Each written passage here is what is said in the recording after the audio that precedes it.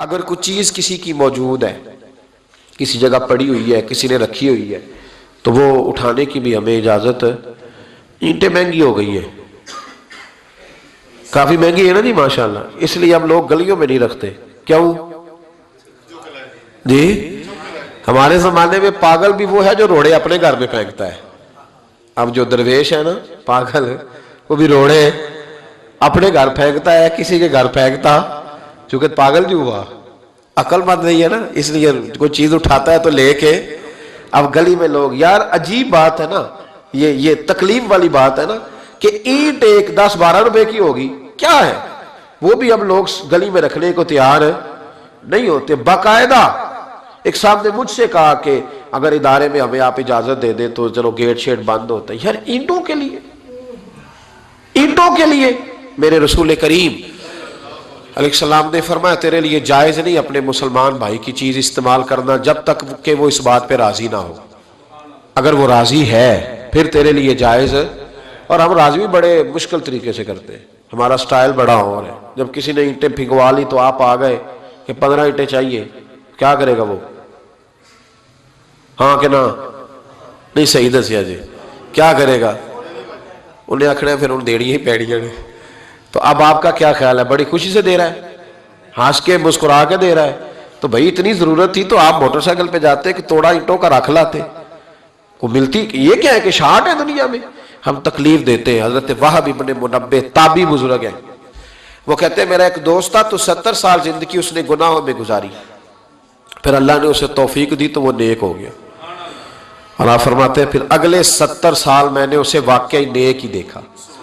اس نے وقت پہ نماز پڑھی، وقت پہ روزہ رکھا، اس نے وقت پر عبادت کی۔ پچھلے 70 سال کے گناہ بھی اس کے بڑے خوفناک تھے، اس میں ایسے ایسے بڑے پاپ تھے کہ اللہ الامان والحفیظ، اللہ بچائے۔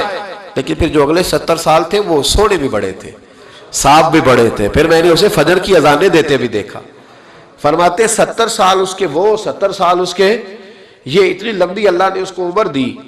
آپ فرماتے ہیں جب اس کا انتقال ہوا تو میرے دل میں روز خیال آتا تو میں روز دعا کرتا کہ یا اللہ مجھے پتہ چلے کہ تو نے اس کے پچھلے 70 سال والے معاف کر دیے، مجھے کبھی پتہ چل جائے تو میرا دل ٹھنڈا ہو جائے، کیونکہ وہ گناہ بھی اتنے خوفناک تھے کہ وہ بڑے سخت تھے، بیان نہیں کیا جا سکتا۔ آپ فرماتے ہیں اللہ نے میری دعا قبول کی اور وہ مجھے خواب میں مل گیا۔ میں نے پوچھا بتا کیا بنا؟ تو کہنے لگا ساری معافی مل گئی، ایک نہیں ملی۔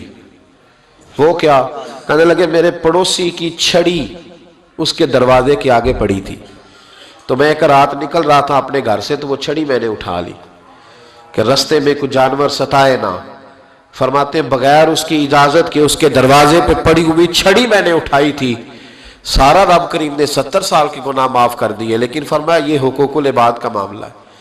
حضرت وہب ابن منبہ کہتے ہیں مجھ سے کہنے لگا، فرشتے کہنے لگے ساری معافی ہے پر ایک کوڑا قبر میں تجھے کھانا پڑے گا اس چھڑی کے سبب سے جو کسی کی گلی میں بغیر اس کی اجازت کے اٹھا کے لے گیا۔ تو مجھے پتا تھا اس کی، یار وہ یہی رکھتا ہے، جب باہر نکلتا ہے تو اٹھا لیتا ہے، میں نے اٹھا لی۔ فرماتے ایک کوڑا فرشتوں نے مارا تھا میری قبر پہ اور 100 دن میری قبر میں آگ بھڑکتی رہی ہے، 100 دن۔ اب اللہ نے مجھے فضل کیا ہے اور معافی ملی ہے بغیر کسی کے۔